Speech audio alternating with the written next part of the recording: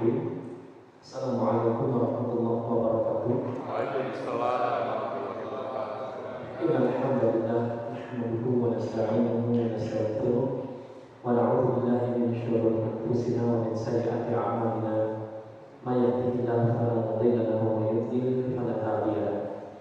أشهد أن لا إله إلا الله وحده لا شريك له وأشهد أن محمدا عبده ورسوله.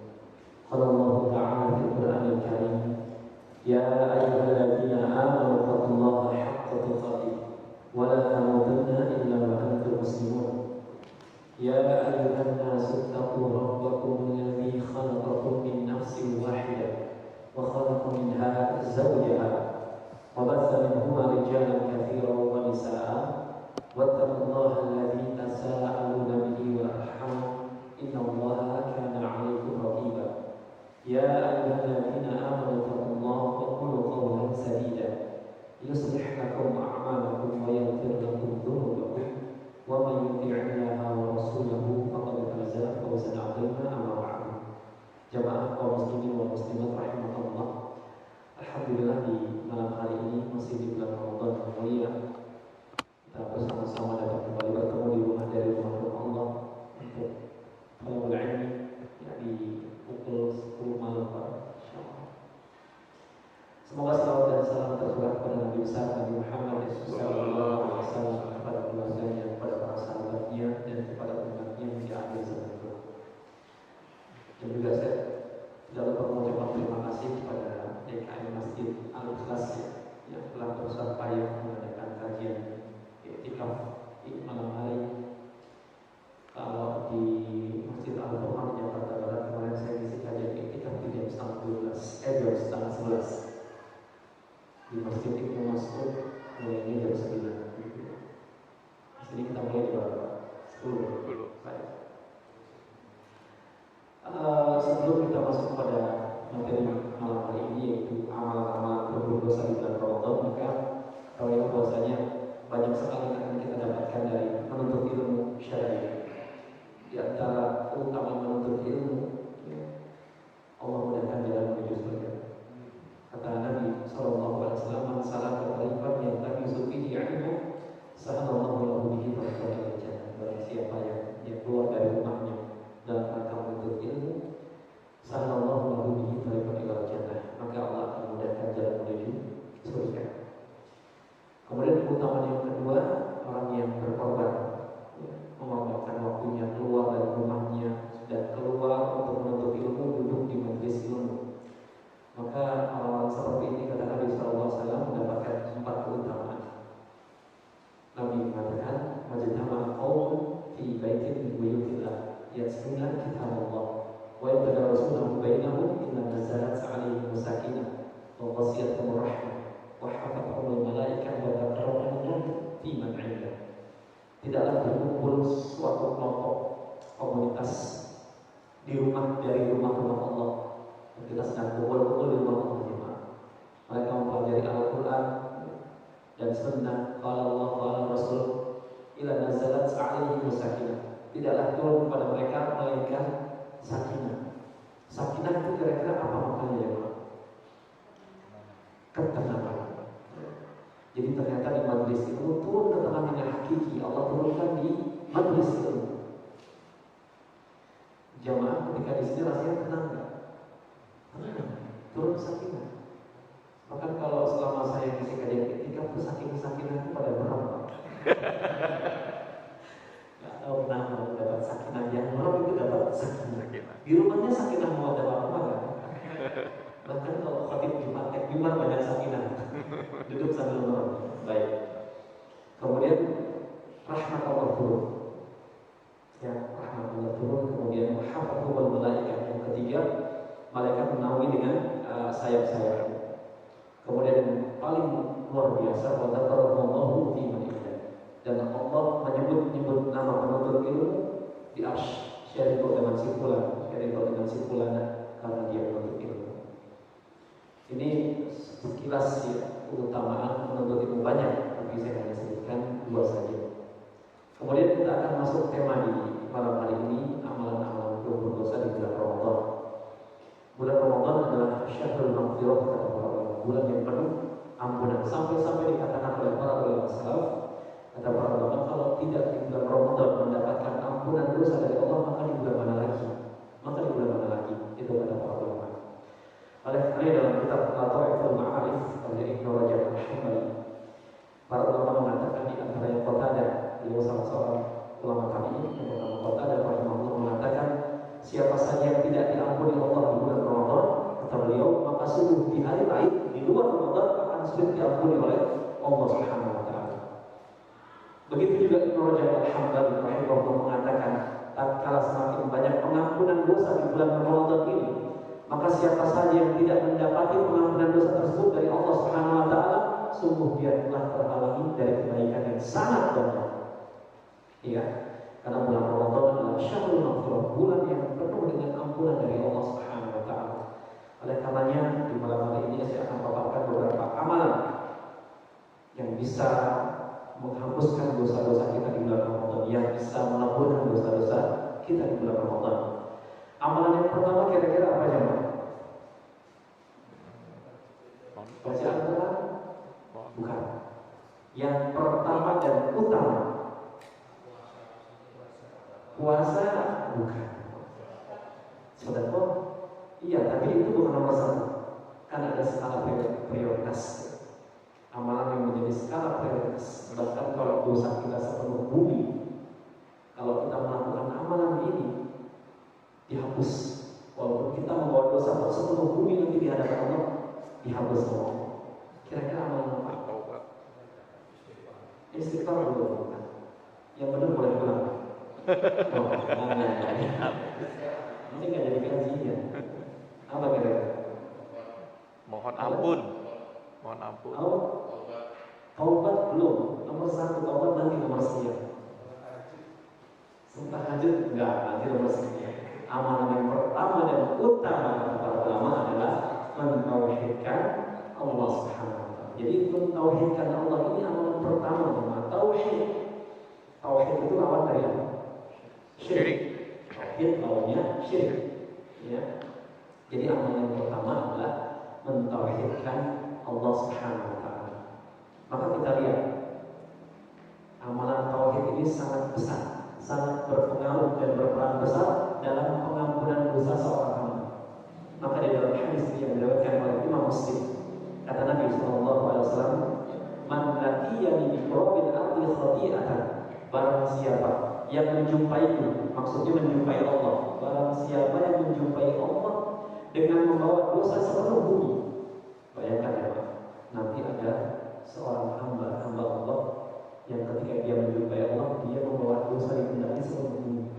Dan kita sama-sama tahu Allah menciptakan 7 lapis langit dan 7 lapis bumi. 7 lapis bumi ke bawah, 7 lapis langit ke atas. Ini ada orang bahwa di hadapan Allah nanti di hari kiamat dosanya sepenuh bumi, 7 lapis gitu, nggak tanggung-tanggung. Ya. Kemudian kata Nabi SAW, la yusyriku bi syai'an, sedangkan dia tidak menyekutukanku, sedangkan dia tidak berbuat syirik kepadaku sedikit pun. Ya. Maka laki tubuh bimithliha maghfir, maka aku pun akan menjumpainya dengan ampunan sepenuh bumi pula. Luar biasa. Habis dosanya, bawa dosa sepenuh bumi, tapi orang ini tidak pernah berbuat syirik. Dia melakukan dosa selain dosa syirik, umpamanya membunuh orang, riba, zina, miras, judi, ghibah, tapi dia tidak pernah berbuat syirik. Dosanya besar, ya. Maka Allah ampuni meskipun dosanya dia bawa sepenuh bumi. Itulah keutamaan tauhid. Tauhid itu maknanya apa sih? Orang suka masjid at-tauhid, darut tauhid. Apa kira-kira makna dari tauhid? Pada Allah, yakin pada Allah. Kan diambil dari kata wahada yuwahidu tauhid. Maka tauhid apa?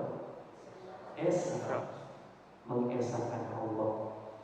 Sesuai itu berarti Pancasila itu memang mentauhidkan Allah. Pancasila satu apa? Keturunannya Maha Esa, tauhid, Masya Allah, tauhid rububiyah.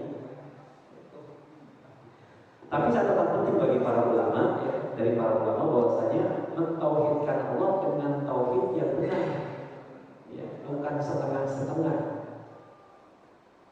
Oleh karena itu para ulama membagi tauhid menjadi 3 bagian. Ada yang tahu nggak? 3 bagian tauhid itu terbagi 3. Yang pertama tauhid apa? Rububiyah. Yang kedua uluhiyah. Yang ketiga asma wa sifat. Ini ketiga tauhid ini harus sempurna. Lawan dari tauhid syirik. Syirik terbagi 2. Yang pertama syirik kecil, yang kedua syirik besar. Ini ilmu yang fardu ain ya, hati-hati. Kan tolakul ilmi fardhu ala kulli muslim katanya. Menuntut ilmu itu adalah sebuah kewajiban bagi setiap muslim dan muslimah. Imam Asy-Syafi'i dan imam yang lain para ulama membagi ilmu menjadi fardu menjadi 2. Ada yang fardu ain, ilmu yang sifatnya fardu ain, ada ilmu yang sifatnya fardu kifayah. Ilmu yang sifatnya fardu ain di antaranya mempelajari ilmu akidah, mentauhidkan Allah, menjauhi perbuatan syirik, suka tidak suka, sempat tidak sempat, punya waktu tidak punya waktu, dia harus belajar masalah akidah. Karena kalau nanti dia bisa terjerumus kepada kesyirikan, ya. Jadi yang pertama adalah tauhid rububiyah. Apa itu tauhid rububiyah? Mengesahkan Allah dalam segala penciptaannya. Kita meyakini bahwasanya Allah yang menghidupkan, Allah yang mematikan, Allah yang menurunkan hujan, ya, Allah yang memberikan rezeki. Ini tauhid rububiyah. Makanya nanti kalau ada orang di PHK dari kantornya, jangan sampai dia berkata dengan kata-kata yang kufur. Pak, kalau saya di PHK nanti anak istri saya mau makan apa? Siapa yang kasih makan? Ya, ini berarti tauhid rububiyah ini bermasalah, goncang nih. Begitu di PHK goncang, seolah-olah bosnya yang ngasih rezeki. Ya, bermasalah di tauhid rububiyah. Berarti dia harus belajar tauhid ini. Nah, apa itu tauhid uluhiyah? Mengesahkan Allah dalam beribadah kepadanya. Ya. Contoh sholat hanya untuk Allah, menyembelih ini kan ibadah semua hanya untuk Allah. Ya. Makanya inna sholati wa nusuki wa mahyaya wa mamati lillahi rabbil alamin. Sungguhnya sholatku, sembelihanku, hidupku, matiku hanya untuk Allah Subhanahu wa taala. Makanya di zaman sekarang ini menyembelih itu ibadah jemaah. Sebagian masyarakat kita ada orang yang menyembelih untuk selain Allah, ada. Ya. Padahal menyembelih itu ibadah yang sangat agung dan harus diperuntukkan hanya untuk Allah. Fasholli li rabbika wanhar, salatlah untuk Rabbmu, dan wanhar, sembelihlah binatang kurban. Tapi di tengah-tengah masyarakat kita di zaman sekarang masih terjadi orang menyembelih kepada selain Allah. Contohnya menyembelih sapi kerbau diperuntukkan kepada ratu pantai selatan. Punya rumah baru menyembelih kerbau, kepala kerbau ditanam. Ya. Doa ini tauhid uluhiyah, harus benar kita tauhid uluhiyah. Jangan sampai jamaah tahu iblis ya, iblis. Masya Allah, iblis itu seburuk-buruk makhluknya. Tapi dalam bab doa itu iblis itu bagus dibandingkan kaum muslimin di zaman sekarang. Sebagian kaum muslimin di zaman sekarang, sebagian masyarakat kita kalau berdoa itu butuh perantara, ya, sehingga mereka pergi ke makam-makam keramat, ke makam-makam syekh fulan, ustaz fulan yang dianggap soleh yang sudah mati. Orang solehnya sudah mati, ya. Mereka ziarah kubur tidak terlarang. Ziarah kubur itu masyruh, bisa diatur. Yang jadi masalah ketika berziarah kubur ke makam keramat tersebut, mereka minta sama orang soleh yang sudah mati. Terjadi nggak di masyarakat kita? Menurut keyakinan mereka, ini orang soleh walaupun sudah mati, ruhnya dekat sama Allah, dia bisa mengantarkan doa kita. Ya, berarti butuh perantara. Ya. Iblis dalam bab doa, tauhid uluhiyahnya lebih bagus dibandingkan mereka. Iya kan? Iblis doa pada Allah pakai perantara atau doa langsung iblis? Langsung minta apa yang bisa Allah doanya? Ditangguhkan kematiannya sampai hari kiamat. Dalam hitungan detik dijabah nggak sama Allah? Dijabah, nggak butuh perantara. Berarti orang-orang yang kubur-kuburan keramat minta sama orang soleh yang sudah mati, itu tauhid uluhiyahnya dalam bab doa kalah sama iblis. Malu sama iblis semua. bagus dalam doa. Langsung doa sama Allah diijabah. Ya, sampai hari kiamat minta ditanggung kematian. Ini contoh kecil dalam tauhid uluhiyah. Ya, jadi kalau ada orang doa di kuburan minta disampaikan kepada Allah melalui perantara orang soleh yang sudah mati, berarti tauhid uluhiyahnya bermasalah. Makanya ada sebagian ustaz. Lantas bagaimana boleh kita minta doa sama orang soleh yang masih hidup? Boleh nggak? Kan kalau tadi kan orang solehnya udah mati, terus dia minta doanya disampaikan kepada Allah, itu kan nggak boleh, syirik besar.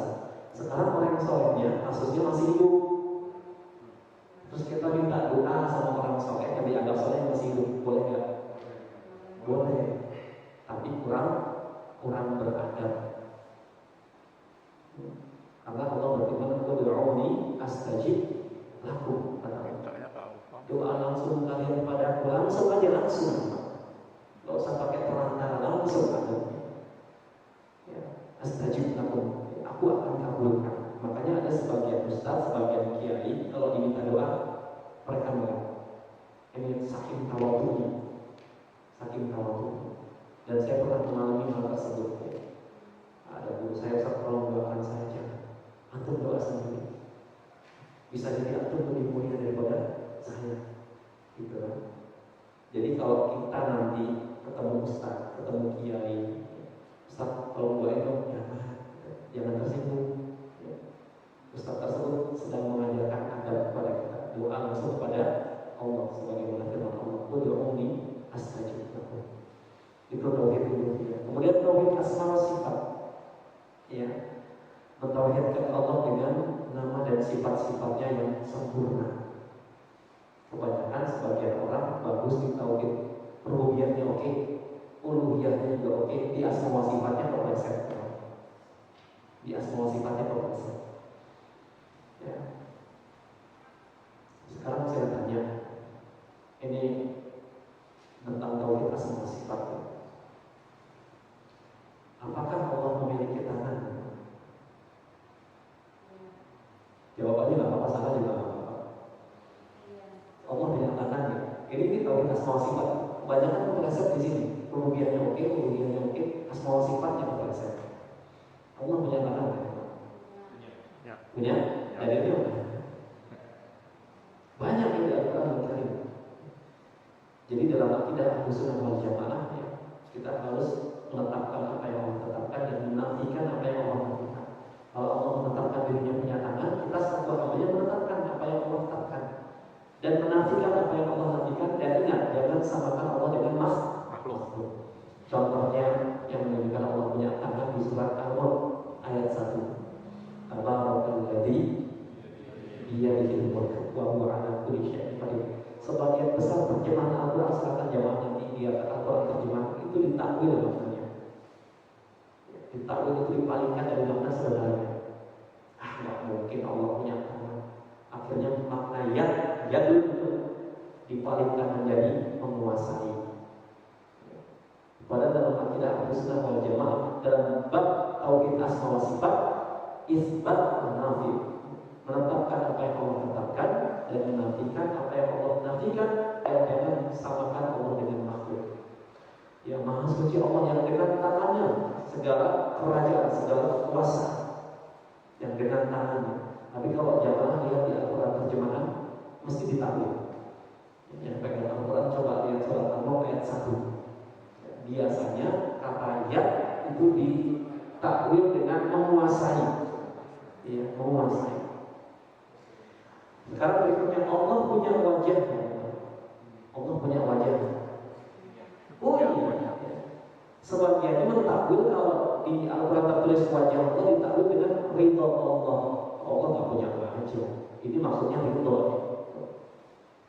Ini sebagian besar terpleset dalam bab tidak tauhid asma wa sifat. Allah punya tangan, manusia punya tangan, namanya sama-sama tangan. Tapi ingat, jangan serupakan tangan Allah dengan tangan makhluk. Kita yang sesama manusia aja nggak mau disamakan. Ya. Aneh punya tangan nih, gitu. Antum punya tangan, mau nggak disamakan? Mau nggak? Tangan aneh nih, garis-garisnya mungkin. Yang antum agak kusut sedikit. nggak boleh sama. Tapi namanya sama-sama tangan. Kita punya tangan, manusia punya tangan, semuanya punya tangan. Namanya sama-sama tangan. Mau disamain? Nggak mau. Tapi namanya tangan. Ya. Hakikatnya beda. Tangan monyet ya banyak bulunya.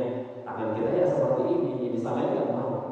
Khalid punya tangan, makhluk punya tangan. Namanya sama-sama tangan. Tapi jangan samakan tangan Khalid dengan makhluk. Begitu juga wajah. Allah punya wajah, manusia punya wajah. Tapi jangan samakan wajah Allah dengan wajah manusia. Oleh karena kata Nabi SAW, ya, ahlu surga, penduduk surga itu nanti ya, akan diberikan kenikmatan yang lebih, yaitu melihat wajah Allah secara langsung tanpa berdesak-desakan. Ya, roh yang selama ini kita sembah, kita belum pernah melihatnya ya, Pak. Nanti ketika kita masuk surga, kata Nabi SAW, kita akan melihat wajah roh kita tanpa berdesak-desakan, tanpa penghalang. Oh, ternyata ini yang selama ini kita sembah wajah Allah. Makanya kebanyakan Al-Quran terjemahnya itu terjemahan yang beredar di masyarakat kita itu dengan takwil. Jadi semuanya ditakwil. Ini kepeleset di tauhid asma wa sifat. Rububiyahnya bagus, uluhiyahnya bagus, di asma wa sifatnya tidak mau menetapkan apa yang Allah tetapkan. Allah tetapkan banyak tangan, dia nggak mau. Jangan ini maksudnya mungkin bukan tangan nih, ya, tapi menguasai. Itu namanya takwil. Iya. Kemudian juga ada para ulama, bagi orang yang tidak berbuat syirik, terbuka kesempatan untuk mendapatkan ampunan dari Allah Subhanahu Wa Taala, yaitu ada 2 hari di dalam 1 pekan, ya, yang pada waktu itu Allah mengampuni dosa-dosa setiap hari. 2 hari dalam 1 pekan. Dalam hadis Muslim, Nabi SAW bersabda, "Tuftahu abwabul jannah yaumal itsnain wa yaumal khamis." Pintu-pintu surga dibuka setiap hari Senin dan setiap hari Kamis. Berarti di sini menunjukkan surga punya pintu, dan pintu-pintu surga tersebut dibuka setiap Senin dan setiap Kamis. Pertanyaannya, ada berapa pintu surga? Ya, kalau nggak tahu ya repot, kita mau masuk surga atau pintunya. Ada berapa? Ada 8 pintu surga, betul, Masya Allah. Ada 8 pintu surga. Semua pintu nanti 8 pintu surga setiap hari Senin dan hari Kamis dibuka. Kemudian kata Nabi SAW, "Fayughfaru likulli 'abdin la yusyriku billahi syai'an." Setiap hamba yang tidak berbuat syirik kepada Allah dengan sesuatu pun akan dosa Allah ampuni setiap Senin dan setiap Kamis. Illa rajulan, kecuali, ada kecualinya, kecuali seseorang, kata Nabi SAW, kanat bainahu wa baina akhihi syahna, kecuali seseorang yang bermusuhan, bertikai, berselisih, ya, dengan saudaranya, maka fayuqal, maka dikatakan, anziru hadaini hatta yastaliha, tangguhkanlah pengampunan dosa 2 orang ini, ya, sampai mereka benar-benar berdamai. Ya, ternyata berselisih itu menghambat pengampunan dosa kita di setiap hari Senin dan hari Kamis. Makanya maafkanlah saudaramu, kata Allah, niscaya dosa-dosamu akan diampuni oleh Allah Subhanahu Wa Taala. Dan batas kita bertikai sama saudara kita tidak berbuat dosa pada Islam diatur berapa hari kira-kira? 3 hari. 3 hari. Dan kurang bagus juga kalau dalam rumah tangga itu ribut sampai apa? Ya mau tegur sapa sampai sebulan. Ya, batasnya 3 hari ini berarti apa? Melewati batas. Sayang ada pengampunan dosa setiap minggunya ditangguhkan terus. Ya. Maka sudah berdamai, maafkan saudara kita legowo, ya, kita harus sabar, mengalah untuk menang, mengalah untuk mendapatkan ampunan dosa dari Allah Subhanahu Wa Taala. Tapi jangan janjian ya akal-akalin, udah mau hari Senin kita damai dulu yuk. Kita Selasa musuhan, Kamis damai dulu yuk, gitu ya. Udah tahu hari ini jadi begitu. Ya, jangan ngakal-ngakalin ya syariat. Itu amalan yang pertama, ya, mentauhidkan Allah dan juga berdamai dengan saudara kita. Kemudian yang kedua, amalan yang kedua yang bisa menghapuskan dosa-dosa kita di bulan Ramadan, apa yang kira-kira? Taubatan nasuha, betul. Taubatan nasuha. Dan hal ini disepakati oleh kaum muslimin. Tentang taubat nasuha ini jemaah rahimahullah, Allah berfirman dalam surat Az-Zumar ayat 53. Kata Allah Subhanahu wa taala, "Qul ya ibadiyalladzina asrafu 'ala anfusihim la taqnatu min rahmatillah. Innallaha yaghfiru dzunuba jami'an innahu huwal ghafurur rahim." Kata Allah, "Qul ya ibadah, katakanlah wahai hamba-hambaku, alladzina asrafu 'ala anfusihim, yang berbuat melampaui batas terhadap diri mereka sendiri." Maksudnya melampaui batas ini berbuat dosa, melampaui batasan-batasan Allah, melanggar batasan-batasan Allah. Kemudian Allah mengatakan, la taqnatu min rahmatillah. Janganlah kamu berputus asa dari rahmatku, dari rahmat Allah Subhanahu wa taala. Innallaha yaghfiru dzunuba jami'an. Sesungguhnya Allah Maha mengampuni semua dosa. Setiap dosa Allah ampuni, termasuk perbuatan syirik besar umpamanya. Dengan catatan ia bertobat sebelum nafas sampai kerongkongan atau sebelum matahari terbit dari arah barat, maka pintu taubat masih terbuka. Tapi kalau nafas sudah sampai kerongkongan, pintu taubat sudah tertutup. Mati dalam keadaan syirik besar itu na'udzubillah min dzalik. Innahu huwal ghafurur rahim. Sesungguhnya dialah yang Maha Pengampun lagi Maha Penyayang. Ini kata Allah Subhanahu wa taala, "Qul ya ibadi." Allah tidak, ini masih memanggil dengan panggilan yang sangat halus ya. Kita ini berdosa, para pendosa. Tapi Allah tidak mengatakan "Qul ya 'asi." Harusnya lebih layak Allah berfirman "Qul ya 'asi" karena kita para pendosa. Tapi Allah tetap menganggap kita sebagai hambanya sekalipun kita penuh dengan dosa. Allah sebut di dalam surat Az-Zumar dengan sebutan sehalus-halus sebutan "Qul ya ibadi." Katakanlah wahai hamba-hambaku. Kita udah banyak dosa sama Allah masih dianggap apa? Hamba-hambanya. Ya. Qul ya ibadi. Katakanlah wahai hamba-hambaku yang berbuat melampaui batas terhadap diri mereka sendiri, yang sering berbuat dosa. Ya. Karena kita di jamaah fitrah kita tuh setiap harinya pasti ada dosa yang kita buat. Kul bani Adam khata'un, kata Nabi SAW. Setiap anak Adam pasti berbuat dosa. Wa khairul khata'un at-tawwabun. Dan sebaik-baik orang yang berbuat dosa yang bertobat kepada Allah Subhanahu wa taala. Jadi amalan yang kedua yang bisa menghapuskan dosa-dosa kita, terutama dosa-dosa besar adalah taubat nasuha. Karena kata para ulama dosa-dosa besar itu hanya bisa dihapuskan oleh Allah Subhanahu wa taala dengan taubatan nasuha, bukan dengan amalan-amalan seperti salat sunat diperbanyak, ya, bersedekah diperbanyak. Itu hanya bisa menghapus dosa-dosa kecil. Adapun dosa-dosa besar dengan taubatan nasuha.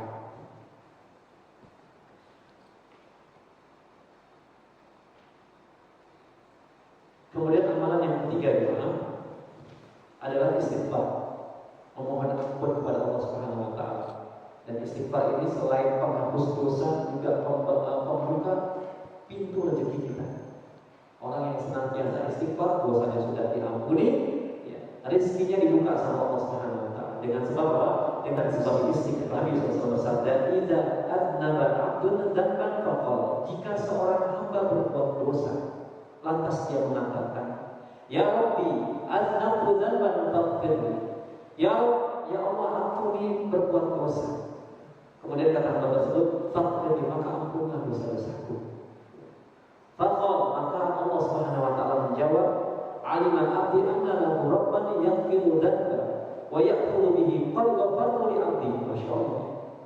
Hamba-Ku ini telah mengetahui, ia memiliki Rabb yang Maha menghukumi setiap dosa dan yang Maha mengampuni setiap dosa. Sungguh Aku telah ampuni dosa-dosaku dengan sebab apa? Istighfar.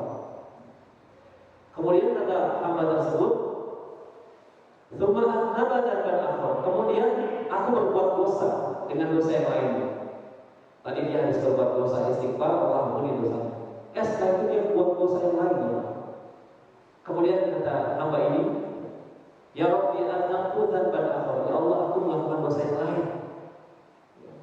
Faghfirli, maka ampunilah dosa-dosaku ya Allah. Maka Allah berfirman, "Faqala rabbuhu 'alima 'abdi anna lahu rabban yaghfiru dzanban wa ya'khudhu bihi qad ghafartu li 'abdi." Ya. Maka Allah menjawab, "Hamba-Ku ini telah mengetahui dia memiliki Rabb yang Maha menghukumi setiap dosa dan yang Maha sungguh aku telah ampuni dosanya. Diampunin lagi jemaah dengan sebab istighfar. Buat dosa pertama istighfar, astagfirullah, diampunin sama Allah. Habis itu gak lama setelah itu dia buat dosa lain, istighfar lagi, astagfirullah, Allah ampuni. Sampai-sampai Allah mengatakan, ya, dalam hadis ini Allah mengatakan, "Falyaf'al ma syaa." Lakukanlah sekamu. Sampai-sampai Allah mengatakan pada hamba tersebut, lakukanlah sekamu. Buat dosa lagi, buat dosa lagi, buat dosa lagi. Tapi para ulama memberikan catatan di sini. Maksudnya apa? Falyaf'al ma syaa, kata para ulama, selama engkau berbuat dosa, kemudian engkau beristighfar dan taubat kepada Allah, maka Allah akan senantiasa mengampuni dosa-dosa. Maka qala dzalika fi tsalitsah aw rabi'ah. Kemudian hamba tersebut melakukan dosa yang lain, yang ketiga dan yang keempat. Ya, karena kita ini tidak bisa lepas dari dosa. Di dalam Sahih Muslim, Nabi juga bersabda, "Laulam tudznibu la dhahaballahu bikum wa la ja'a biqaumin yudnibu thumma yastaghfiruna wa yaghfiru lahum." Seandainya kamu tidak berbuat dosa sama sekali, kalau kita tidak berbuat dosa sama sekali kepada Allah Subhanahu wa taala, kata Allah, ya, la dhahaballahu bikum, niscaya Allah akan memusnahkan kalian semua. Umpamanya orang satu kota Tangerang nggak pernah buat dosa, ya Pak, itu niscaya Allah akan memusnahkan penduduk Tangerang, nggak tahu gimana caranya. Ya. Kemudian setelah itu Allah akan mengganti kalian. Allah ganti, Allah musnahkan umat yang tidak pernah berbuat dosa, Allah ganti dengan umat setelahnya, ya, yang berbuat dosa. Tsumma yastaghfiruna wa yaghfiru lahum. Kemudian mereka beristighfar kepada Allah, mohon ampun kepada Allah, dan Allah pasti akan mengampuni mereka semua. Jadi sudah sunatullah, kita nggak bisa terhindar dari dosa. Kalau dulu mungkin kita mau berbuat dosa mesti keluar rumah, ya nggak? Kalau zaman sekarang dosanya bukan keluar, kita harus keluar rumah, dosanya nyamperin ke rumah kita sendiri, ya nggak? Iya. Apalagi ada gadget, handphone. Kalau dulu gibah itu kita mesti biasanya kalau ibu-ibu ke tukang sayur, ngumpul dulu baru bisa gibah, ya nggak? Tapi kalau sekarang di atas tempat tidur sambil selanjoran pegang handphone, langsung gibah online. Gibah online itu dibuat, wah, ada kompor 1, kompor 2, akhirnya meledup. Kalau dulu sih ibu saya ke tukang sayur baru bisa gibahnya enggak. Ada teman, ada kompor ya, ada teman-temannya provokator kompor, akhirnya jadi udah. Pagi-pagi sudah sarapan bangke saudaranya sendiri, ya Allah, gibah. Kemudian juga dikatakan dalam hadis riwayat Tabrani, kata Nabi SAW, "Ma asarra man istighfar wa in 'ada fil yawmi min ahmar." Ya, tapi bukan berarti saya jelaskan hadis itu terus berbuat dosa, enggak ya. Kata Nabi SAW, bukanlah orang yang terus berbuat dosa, orang yang meminta ampunan atau orang yang beristighfar walaupun ia kembali melakukan dosa tersebut dalam sehari sebanyak 100 kali. Ya. Ini bukan kabar bahagia ya, ini saya cuma menjelaskan misalnya, wah berarti enak dong buat dosa istighfar, ya ampun terus. Enggak. Kalau bisa kita minimalisir dosa kita setiap hari. Tapi ini ada kabar. Kata Nabi, bukanlah orang yang terus berbuat dosa. Jadi artinya orang ini dianggap tidak berbuat dosa, ya. Orang yang beristighfar setiap harinya, walaupun dia kembali melakukan dosa-dosa tersebut dalam sehari sebanyak 100 kali. Kemudian amalan yang berikutnya yang dapat meleburkan dosa-dosa kita di bulan Ramadan yaitu sedekah. Sedekah, ya, keutamaan sedekah ini diantaranya bisa mengangkat penyakit yang diderita oleh seseorang. Begitu juga dapat memadamkan dosa-dosa kita, dapat menghapus dosa-dosa kita. Dalam hadis riwayat Baihaqi, kata Nabi SAW, "As-shadaqatu tudfi'ul khati'ata kama yudfi'ul ma'un nar." Sedekah itu akan memadamkan dosa, sebagaimana air dapat memadamkan api. Jadi sedekah itu seperti air. Dosa itu seperti api. Api kalau diserang air gimana? Mati. Itulah keutamaan sedekah. Apalagi sedekahnya di bulan Ramadan, masya Allah, pahalanya berlipat-lipat. Dalam hadis yang Muslim kata Nabi SAW, "Kullu amali Adam yudha'afu hasanah, asyru amsalihha ila sab'in min Setiap amalan anak Adam di bulan Ramadan dilipat gandakan oleh Allah Subhanahu wa taala dari 10 sampai 700 kali lipat. Ya. Jadi kalau yang mau sedekah sekarang belum terlambat ya, masih ada sisa. Berapa hari lagi sisa bulan Ramadan? Yes. Sedekah. Ustaz nggak punya fulus. Ya udah, kalau gitu senyum sedekah ya. Sedekah. Udah nggak punya duit, merebut pula.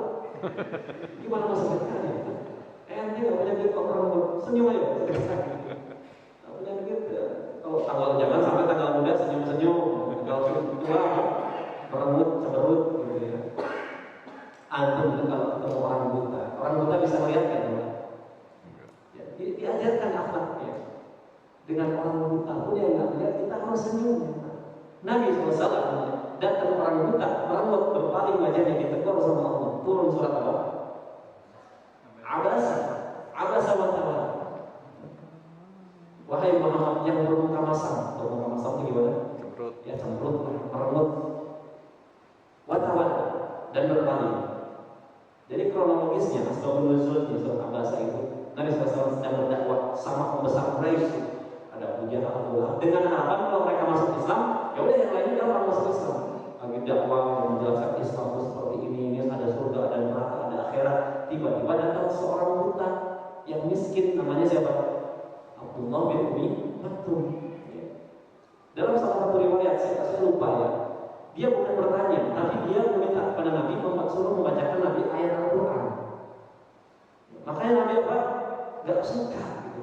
Maksudnya apa kan bisa nanti kamu gak lihat nih saya lagi dakwah. Kalau cuma baca Al-Quran, datang aja ke sahabat saya, ada Ubay bin Ka'ab, ada Abdullah bin Mas'ud, ada Mu'adz bin Jabal, bisa nanti. Begitu datang, ya minta dibacakan kalau nggak salah surat Ar-Rahman, nggak salah. Nabi merengos, berpaling sambil cemberut.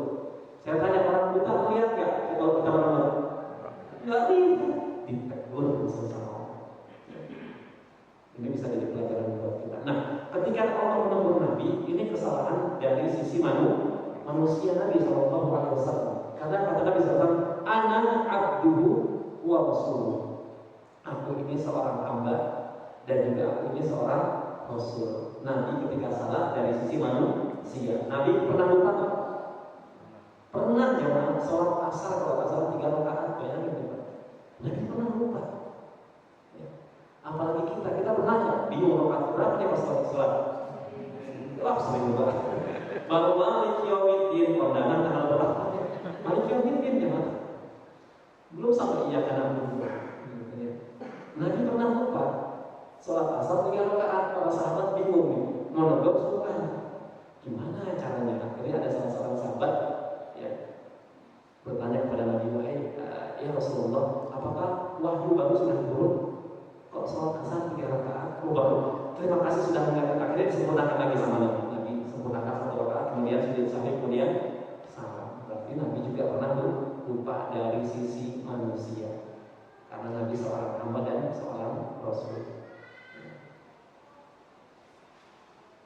Nah, makanya kita sholat itu suka digabung di rumah sama setan ketika sholat.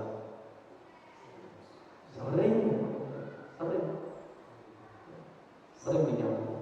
Memang ada setan yang tugasnya mengganggu orang sholat, punya nama lah. Nabi saja Sallallahu Alaihi Wasallam pernah diganggu dalam sholatnya. Itu Nabi Sallallahu Alaihi Wasallam.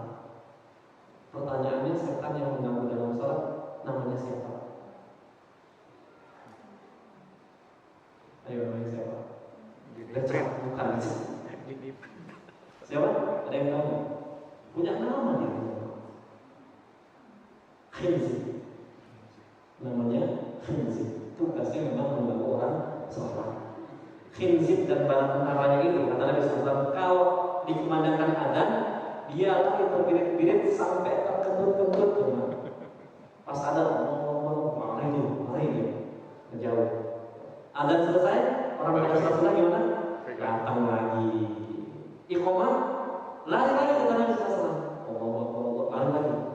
selesai sholat wajib, datang lagi ganggu.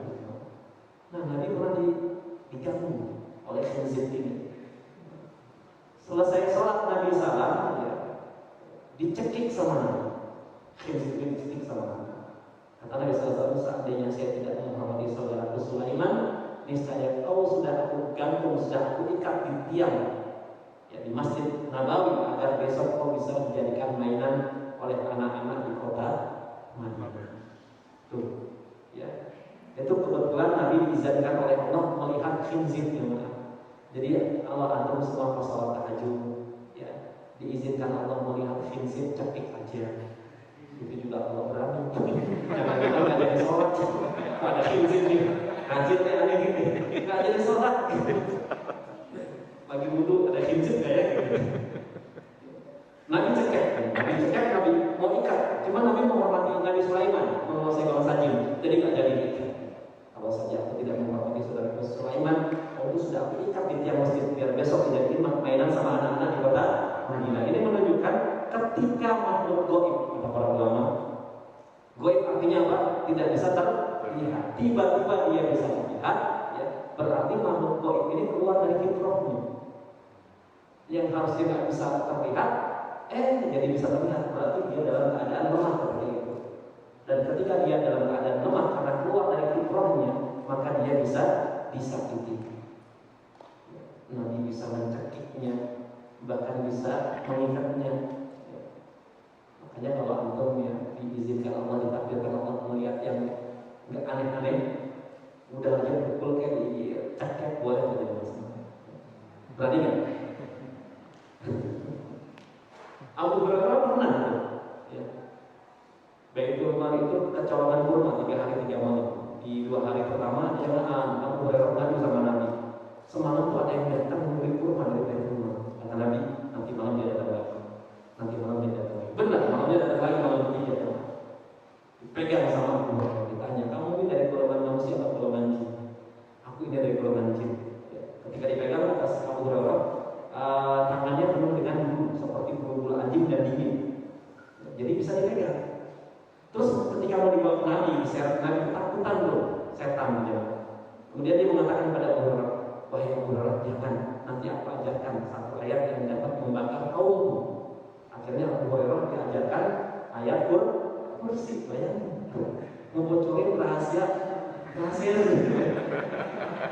Iya, jadi yang tadi ayat kursi itu membakar kaum mereka, yaitu setan yang ditangkap sama Abu Hurairah, ketakutan mau dibawa ke hadapan Nabi, takut bisa dipegang berarti kayak bulu anjing, dingin. Akhirnya diajarkan ayat kursi di malam itu, paginya laporan sama Nabi SAW. Ya. Diceritakan kronologisnya, benar yang malam tadi dia datang lagi pas saya tangkap, mau saya bawa ke hadapanmu, saya diajarin ayat kursi, benar nggak? Kata Nabi SAW, setan itu sesungguhnya berdusta tadi, malam tersebut dia benar. Ya. Dari 100 kedustaan, 1 yang benar. Itu setan. Setan itu kata sifat ya. Setan itu kata sifat. Dia bisa melekat ke golongan jin dan bisa melekat ke golongan manusia. Makanya Allah berfirman, minal jinnati wanas. Setan dari golongan jin dan setan dari golongan manusia. Setan itu dibelenggu di bulan Ramadan. Yang dibelenggu kira-kira setan dari golongan jin atau setan dari golongan manusia? Setan yang dibelenggu di bulan Ramadan, setan dari golongan jin atau setan dari golongan manusia? Jin. Yang manusia tiara enggak? Masih. Setan lu gitu ya, kalau kita kesel sama teman kita kan gitu. Ya iya, ada setan dari golongan manusia. Udah tuh kita buka aja deh di kantor. Jam 12 nggak bakal tahu orang rumah. Akhirnya buka tuh. Gara-gara digoda sama setan golongan manusia. Peliharaan sih mereka. Sesi 1 jam 12 buka, sesi 2 di rumah nanti buka pada maghrib. Iya. Kemudian yang berikutnya, amalan berdosa yang berikutnya, ya. Yang keberapa sekarang? Keempat atau kelima? Ini saya mau cerita dulu ya. Kisahnya Imam Bukhari dalam menuntut ilmu. Saya pernah cerita nggak? Belum. Tapi setelah mendengar kisahnya biasa-biasa aja namanya. Imam Bukhari itu beliau bernama Muhammad bin Ismail. lahir di kota Bukhara, makanya nisbatnya Bukhari. Sekarang Bukares, pecahan dari Soviet. Artinya Imam Bukhari itu bukan orang Arab, tapi orang bule, rambutnya pirang, matanya biru. Sekarang menjadi Bukares. Nah, Imam Bukhari itu ketika berusia belasan tahun, masih belia, 13 tahun, itu melakukan rihlah ilmiah, perjalanan ilmiah mencari hadis keliling dunia bersama dua temannya. Jadi bertiga, Imam Bukhari dan dua temannya, usia 13 tahun. Lagi ngapain kita 13 tahun ya, Pak? Main dulu. Imam Bukhari sudah keliling dunia, traveler, tapi bukan traveler kuliner, enggak. Travelernya nyari hadis. Nyari hadis. Nah, bertiga berangkatlah dari Bukares ke Baghdad, jalan kaki dari Soviet ke Irak, Baghdad, jalan kaki menghabiskan waktu 2 bulan untuk mengambil ilmu hadis dari beberapa ulama di sana. Selama 2 minggu Imam Bukhari ketika belajar ilmu hadis di majelis-majelis para ulama, Imam Bukhari itu tidak seperti dua temannya. Kalau dua temannya itu selalu mencatat hadis yang disampaikan. Ya, An Sufyan Imam Bukhari diam aja gitu kan. Ditegur setiap harinya, Bukhari, kamu tuh apa yang kamu lakukan? Ya, kita udah jauh, perjalanan jauh dari Bukhari sampai Baghdad, kau tidak melakukan apa-apa. Imam Bukhari diam saja. Setelah 2 pekan selesai belajar ilmu hadis di kota Baghdad, gantian Imam Bukhari menegur mereka. Kemarin-kemarin kalian berdua sering menegur aku, kenapa aku tidak mencatat? Sekarang coba perlihatkan apa yang kalian catat selama ini. Perlihatkan Imam. Kemudian karena dua temannya tadi, dari situ Imam Bukhari mengkoreksi hadis yang kami catat dan menambahkan 15.000 hadis dari ingatannya. Oh, ini nggak begini sanadnya, dari dengan perbaikan. Setelah itu kami tidak lagi berani menegur Imam Bukhari. Luar biasa. Jadi sifat Imam Bukhari kalau di majlis itu nggak pernah nyata. Ini saya lihat banyak yang nggak nyata, jangan-jangan beda tugas. Imam Bukhari coba cek, bukan nasabnya dicek. Ayo punya sama Imam Bukhari nasab saya. Kenapa emang saya kalau di majlis ini nggak pernah nyata? Hafal nggak? Enggak. Imam Syafi'i, Imam Syafi'i, ini panjangin ya, biar ini aja, biar nggak ngantuk. Imam Syafi'i ini kalau ke pasar selalu kupingnya ditutup sama kapas. Imam Syafi'i kalau ke pasar kupingnya ditutup kapas. Kenapa? Karena Imam Syafi'i itu orang yang punya hafalan cerdas luar biasa, mudah hafal, sulit lupa. Kalau kita gimana? Sulit masuk. Itu sifat hafalan Imam Syafi'i, mudah hafal, sulit lupa. Kalau kita sulit hafal, udah lupa, gampang lupa, atau nggak hafal nggak lupa. Kalau nggak hafal nggak pernah lupa. Jadi Imam Syafi'i kalau ke pasar itu beliau belanja sesuatu selalu ditutup pakai kapas. Kenapa? Khawatir kalau ada kata-kata kotor langsung masuk, hafal susah keluar. Itu Imam Syafi'i. Makanya jangan kalau ke pasar lihat orang tuh kupingnya pakai kapas, jangan-jangan neo Syafi'i gitu ya. Baik. Ya, sekarang yang ke-6, amalan puasa Ramadan. Yang ke-6 ya. Amalan berdosa yang ke-6 adalah amalan puasa Ramadan. Dari riwayat Imam Bukhari dan Muslim dari Abu Hurairah radhiyallahu anhu, kata Nabi sallallahu alaihi wasallam, "Ya man shoma Ramadan imanan wa ihtisaban, ghufira lahu ma taqaddama min dhanbi." Ini hadis populer. Barang siapa yang shoma Ramadan, berpuasa di bulan Ramadan, kalau memenuhi 2 syarat, imanan wa ihtisaban. Syarat 2 adalah puasa di bulan Ramadan yang hukumnya wajib. Kalau memenuhi 2 syarat, imanan dengan penuh imanan kepada Allah dan ihtisab. Ihtisab itu mengharapkan pahala hanya dari Allah, maka ghufira lahu ma taqaddama min dhanbi. Allah akan ampuni dosa-dosanya yang telah lalu dengan catatan 2 syarat itu harus terpenuhi. Karena ada orang puasa bukan karena iman, bukan karena mengharap pahala dari Allah. Dia puasa karena nggak enak sama manusia. Ada. Satu kantor temannya puasa, dia malas puasa biasanya karena nggak enak sama teman kantornya. Akhirnya dia puasa karena nggak enak. Tinggal sama orang tua, pada puasa orang serumah. Ya, akhirnya karena nggak enak sama orang tua dia puasa, bukan karena iman, ya, bukan karena mengharapkan pahala dari Allah. Atau ada bos di suatu perusahaan bilang ke anak buahnya, barang siapa yang puasa Ramadan full, saya promosikan jabatan. Akhirnya tadinya nggak pada puasa jadi puasa semua. Ini puasa karena mengharapkan promosi jabatan. Ini bukan karena Allah dan mengharapkan pahala.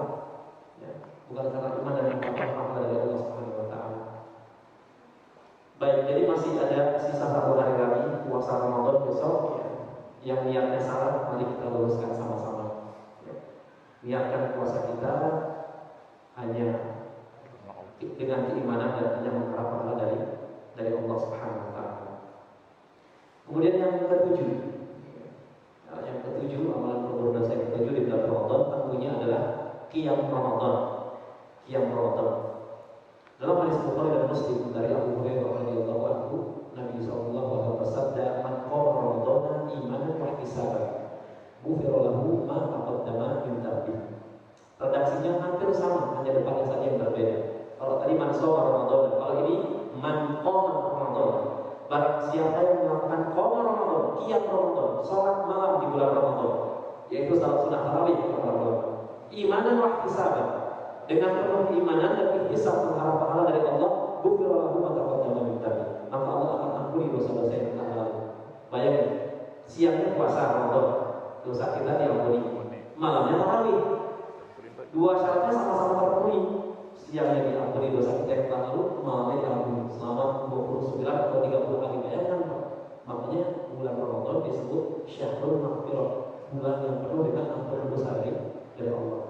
Makanya di depan tadi saya sebutkan kata para ulama salaf, kalau tidak di bulan Ramadan diampuni dosa-dosa, maka di bulan mana lagi? Di bulan mana lagi? Ya.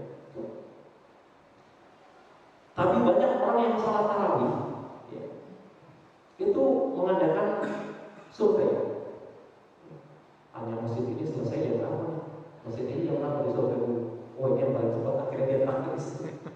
Dan orang seperti ini sepertinya mungkin dia salat tarawihnya bukan karena iman dan mengharapkan pahala dari Allah, tapi karena pengen cepat selesai. Makanya salat tarawih 23 rakaat tercepat di dunia itu dipecahkan, rekor pecah sama negara lain. Indonesia sambil dulu apa sambil gini? Rusuh kan? Indonesia gitu ya sambil 3 rakaat berapa menit? 7 menit yang dulu 7 menit. Ya. Tahun ini pecah rekor baru ya. 6 menit. Negara mana yang percaya?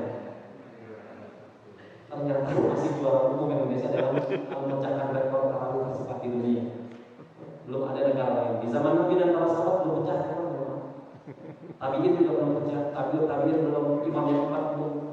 Zaman sekarang, zaman now, pecahnya di negara kita belum. Ya. 23 rakaat, kemarin 7 menit. Oh, waktunya cepat banget. Penuh atau sepi masjidnya? Penuh. Sekarang lebih tercengang lagi, 23 rakaat 6 menit. Jangan-jangan tahun depan 5 menit. Kacau kalau seperti ini jangan. Ya. Uang yang 11 rakaat aja berapa menit biasanya? Setengah jam, ada yang 1 jam, ada yang 1,5 jam. Ya. Pengalaman saya itu kalau sholat tarawih 11 rakaat setengah jam atau 1 jam, 1 jam. Makmum yang tadinya sehat mendadak sakit batuk. Kalau itu lama bener Pak, makmumnya dibatuk-batuk ya pas kita baca surat. Oh ini ternyata kode, ya. Kode keras bahasanya. Imam harus buka, harus cepat-cepat ruku. Gitu ya. Bahkan ada sebagian masjid, ya, mungkin ya, imam juga mesti lihat urf, lihat urf masjid setempat. Kalau urfnya di situ pakai surat-surat pendek dari Al-Bayyinah ke bawah, namanya dari Al-Bayyinah ke Anas, ya kita ikuti aja urf di situ. Karena kalau enggak nanti ada kejadian, pernah juga saya diceritakan teman, kebetulan imamnya juga teman saya. Dia mengimami surat tarawih, ya. Yang biasa di masjid itu bacaannya ulhu, yang Al-Bayyinah di bawah pokoknya. Dia baca surat Maryam. Kira-kira kondisi makmum gimana? Batuk-batuk. Nggak batuk lagi Pak, ya Pak, ekstrim. Benar, kesannya. Masih baca surat, ada makmum di belakang yang tanya Allahu Akbar, maksudnya apa? Semua juga dapat. Makmumnya takbir, mungkin nggak sabar, kapan selesainya? Maryam gitu. Ini luar biasa. Maka kata kalau mau sholat tarawih, kalau usah lah pakai survei masjid. imamnya bacaannya fasih, tartil, jangan cari yang imam al-fatihahnya satu nafas. Ya. Diajak sholat masjid itu yang bagus imamnya. Oh bagusnya gimana? Al-fatihahnya satu nafas. Berangkat gitu. Jadi kita sholat tarawih karena iman dan mengharapkan pahala dari Allah. Mau selesai jam berapa? Bismillah. Ya, kalau di Mekah dan di Masjid Nabawi selesai jam berapa jam biasanya? Pernah ada yang merasakan Ramadan di sana? 1 jam 2 jam mungkin ya.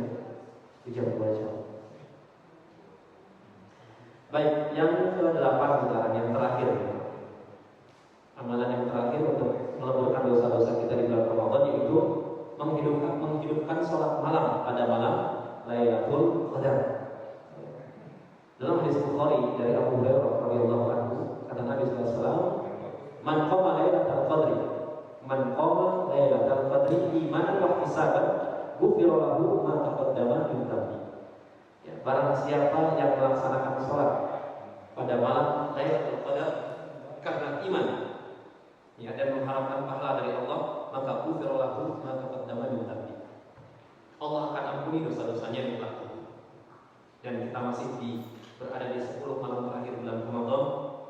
Kalau kita hidupkan dengan sholat, entah dia sholat isya atau sholat tarawih atau sholat witir atau sholat sunnah wudu, sholat sunnah tahiyatul masjid, dan bertepatan dengan malam Lailatul Qadar, maka dosa-dosanya yang telah lalu akan Allah ampuni, ya, akan Allah ampuni. Ya. Baik, mungkin ini yang bisa saya sampaikan di malam hari ini tentang amalan-amalan yang bisa meleburkan kita di dosa-dosa kita di bulan Ramadan. Mudah-mudahan bermanfaat dan ada pertanyaan.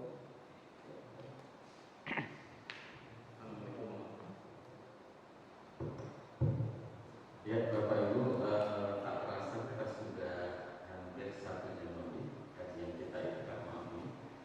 Sangat menarik apa yang disampaikan Ustaz Ardiansah mengenai pelebur dosa-dosa yang berlaku. Ini Ustaz, kita menyediakan buku untuk dibagikan, cuma mungkin Ustaz bisa memberikan pertanyaan. Oh baik. Silakan. Bukunya ada. Oh masya Allah. Iya. Ini ternyata dari panitia menyediakan hadiah bagi siapa yang bisa menjawab. Dapat hadiah tapi nggak boleh pulang, tetap. Ada buku yang besar, ada yang sedang, ada yang kecil. Yang kecil dulu. Pertanyaannya gampang. Mungkin jawabannya agak sulit. Biasa ya kalau ujian gitu, pertanyaan gampang, jawabannya sulit. Ini kalau ini benar gampang. Pertanyaan gampang, jawabannya gampang bagi siapa yang menyimak kajian tadi. Pertanyaan pertama, mendapatkan buku zikir pagi dan petang. Jangan jawab, tunjuk dulu, saya tunjuk baru jawab. Gitu ya, tunjuk. Siapakah nama setan yang suka menggoda orang salat? Ya Ibu. Khinzir, masya Allah, dapat hadiah zikir pagi dan petang. Ya, barakallahu fiik. Gampang kan ya? Iya. Kemudian pembagian tauhid ada berapa dan sebutkan? Ibu.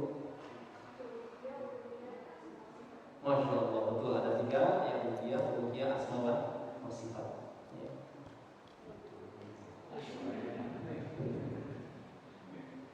Kemudian yang berikutnya,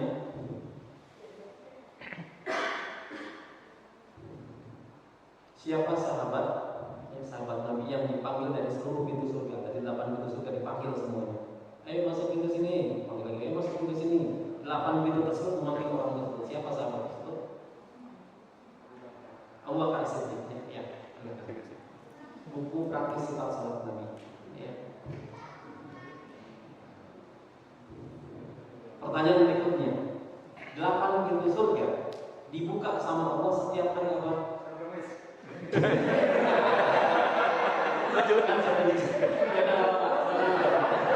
Saya melukis.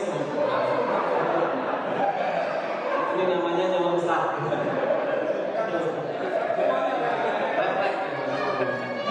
Ini menunjukkan belum ada Semangat. Cuman pematerinya yang ngantuk. Semangat. Iya, betul. Enggak apa-apa. Ya.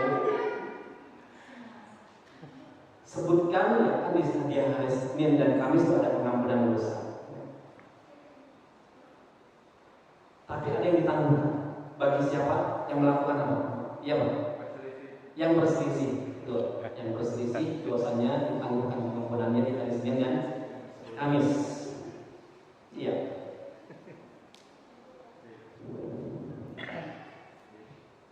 Kemudian yang berikutnya, Nabi SAW ya, mengumpamakan sedekah itu dengan apa? Permisalan sedekah itu dengan apa? Udah dapat jangan? Sedekah itu seperti apa sih kalau Nabi SAW? Apa? Lanjut dulu, jangan. Yang sudah dapat jangan, yang belum dapat. Sedekah itu seperti apa? Laksana. Siapa yang jawab? Belum tangan dulu. Kalau kita sedekah itu seperti apa? Perumpamannya seperti apa? Paling gampang. Saya jawab yang dapat hadiah.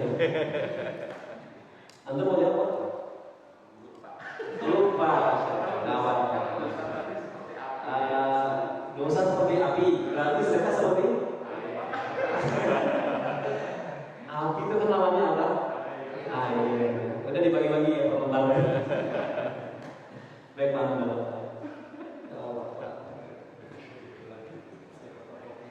Iya. Nah ini agak sedang kitabnya untukmu yang berjiwanya Ustaz Arman Ali Nawawi. Beliau ini lulusan Universitas Madinah tapi sudah meninggal di usia muda. Ya, beliau juga salah satu ustaz favorit saya, paling pekan baru Jemaah. Meninggalnya itu ketika beliau mengoreksi buku. Ada sebuah buku yang ditulis oleh Ustaz Abdul Aziz, beliau juga lulusan Madinah juga. Kemudian disuruh koreksi sama Ustaz Arman Al di pagi hari, yaitu ayahnya sendiri Ustaz Amin, ayahnya Ustaz Amin bilang, ini tolong lebih teman kamu Abdul Aziz, tolong dikoreksi gitu. Dikoreksi ditinggal bapaknya balik lagi sudah meninggal sambil pegang buku. Meninggal seperti itu Pak, sambil pegang buku yang mau dikoreksi. Iya, ya ini karya Ustaz Amin Al si. Baik, sebutkan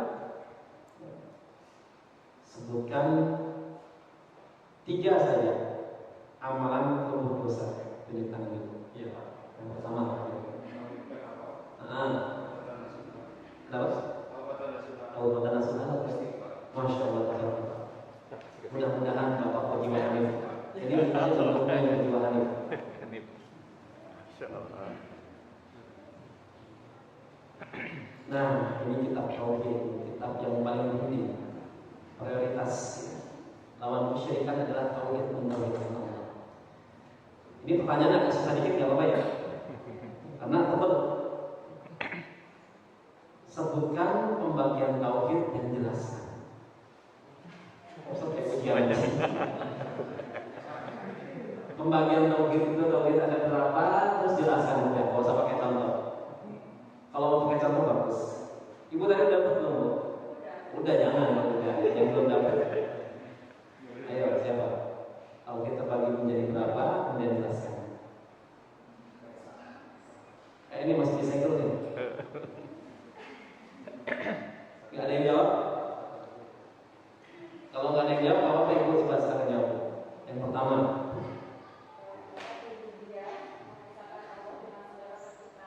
Nah, terus?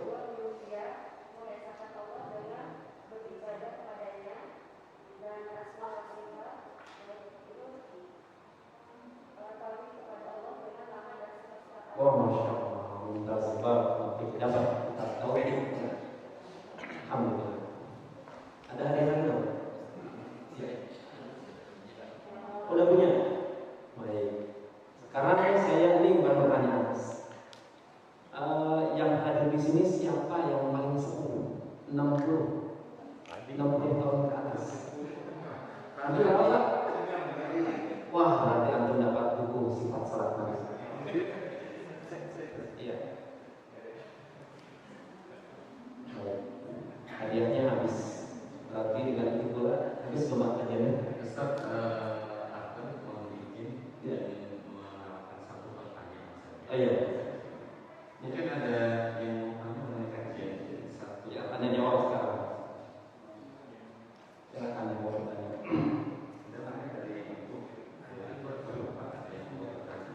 Ya, silakan Pak. Iya Pak. Assalamualaikum warahmatullahi wabarakatuh. Waalaikumsalam. Ini pertanyaan Ustaz, kalau terkait amalan yang kedua, taubatan nasuha itu apakah harus dengan sholat taubat atau bisa dengan hanya dengan sebuah perenungan kemudian menghasilkan suatu taubat dalam pemikiran seperti itu, hanya perenungan saja. Ya, misalnya merenung, menyendiri, kemudian memikirkan kesalahan-kesalahan yang lalu lalu berusaha tidak mengulanginya seperti itu. Atau harus dengan sholat taubat dan beberapa tata caranya. Kemudian yang kedua, pertanyaan yang kedua, apakah yang terkait amalan ketiga, apakah istighfar itu hanya dengan astagfirullah atau boleh dengan bahasa yang lain seperti yang biasa dikatakan waktu ini atau dengan sayyidul istighfar atau memang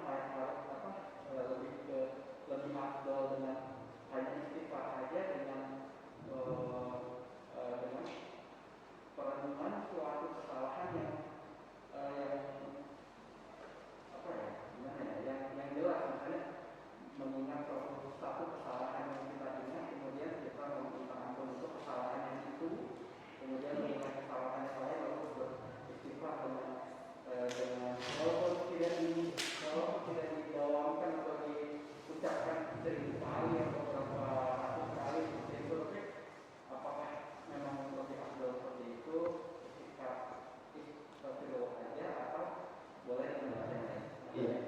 Iya, yang pertama tentang salat sunat taubat, hadisnya sahih dari Nabi SAW. Barang siapa yang melakukan dosa, apalagi dosa besar, maka barang siapa yang melakukan dosa kemudian dia mengambil wudu, menyempurnakan wudunya dan salat 2 rakaat, kemudian dia taubat kepada Allah, maka Allah akan menerima taubatnya.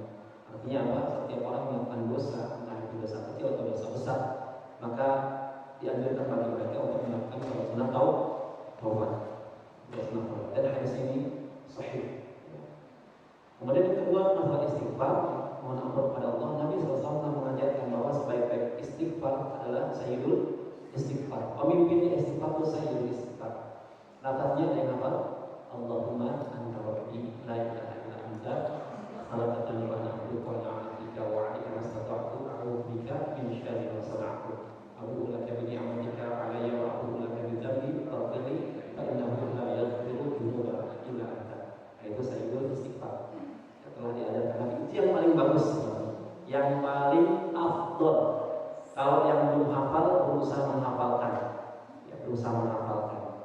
Atau yang sulit menghafal maka cukup baginya astagfirullah wa atubu ilaih atau astagfirullahaladzim, ini juga cukup. Oleh karenanya setiap kita melakukan ibadah secara umum, setiap kita selesai melakukan ibadah secara umum itu ditutup dengan istighfar dan taubat. Bukan dengan hamdalah, bukan. Kita nih kalau habis sholat fardu ya, habis salam bacanya apa? Hamdalah atau istighfar? Istighfar. Habis sholat, bayangin, kita habis ibadah sama Allah, kok minta ampun padahal habis menunaikan kewajiban ibadah.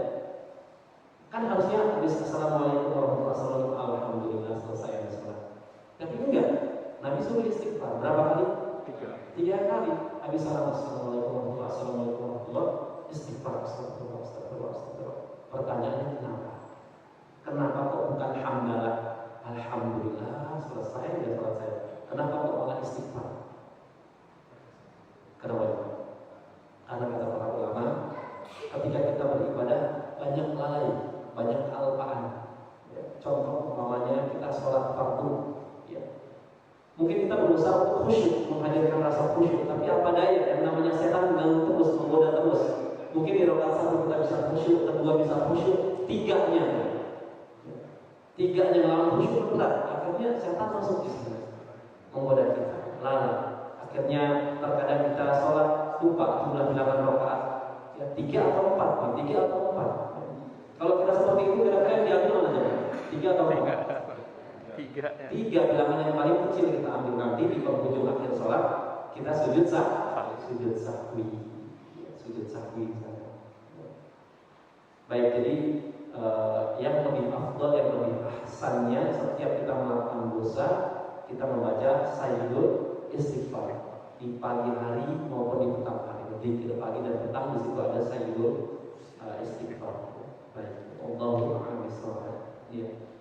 Kita batasi satu pertanyaan lagi. Kalau ibu ada yang tanya, kalau tidak ada kita tutup. Ada yang mau ditanyakan? Oh Pak, ya satu lagi Pak, silakan Pak. Masalah yang doa tadi, Doa. kan lebih utama kita berdoa sendiri gitu ya. Nah, kalau kan biasanya kita minta ke orang tua, bukan ke orang ulama ya, ke orang ya itu ya kita doain ya. Gitu. Walaupun mesti doa ya, tapi kita sekarang minta ke orang tua untuk doakan juga. Nah itu lebih utama tadi atau lebih dosa gitu, atau gimana? Ya, jadi sebenarnya doa orang tua adalah kewajiban orang tua mendoakan anak-anaknya. Tapi kalau seorang anak meminta kepada kedua orang tuanya diperbolehkan selama orang tuanya muslim. Karena ada juga anak yang muslim, orang tuanya kan kafir minta doa tak boleh diterima sama Allah Subhanahu wa taala. Jadi sebenarnya doa itu inisiatif orang tua. Tapi kalau orang tua yang nggak pernah mendoakan anak, boleh sesekali anaknya minta. Ya. Dan doa itu tak perlu dengar sama seorang anak. Karena ada anaknya yang agak lebay juga, nggak pernah doain aku ya anaknya. Emang bapak harus pakai tawa, pakai rekam gitu. Nanti biar kamu dengar puas kamu gitu. Enggak ya. Emang harus seperti itu. Kalau orang tua doakan mesti anak nggak harus mendengar gitu kan. Dan ini sudah kewajiban orang tua. Makanya kata Nabi SAW, salah satu da'watin lah doa. Ada 3 doa yang tidak mungkin ditolak oleh Allah Subhanahu Wa Taala. Di antaranya doa orang tua kepada anaknya, baik redaksinya baik ataupun redaksinya buruk, bakal terkabul gitu. Makanya hati-hati dengan lisan kita. Kalau kita punya anak, ya mungkin kita temperamen, anak kita buat ulah, hati-hati jangan sampai keluar kata-kata kotor, ya, atau kata-kata yang tidak diperkenankan, yang kurang terpuji, sehingga ketika malaikat mengaminkan, jadilah anak kita ya, sesuai dengan apa yang diucapkan oleh kedua orang tua kita. Jadi nggak jadi masalah kita minta doa sama orang tua, mau ujian, ayah ibu kalau doain aku. Biasanya kalau orang tua kita biasanya menjawabnya gimana? Ayah dan ibu itu selalu mendoain kamu, nggak perlu kamu minta, kita udah doain ya. Seperti itu biasanya. Tapi kalau orang tua kita kafir, maka tidak boleh. Mereka pun meninggal dalam keadaan kafir, kita pun tidak boleh mendoakan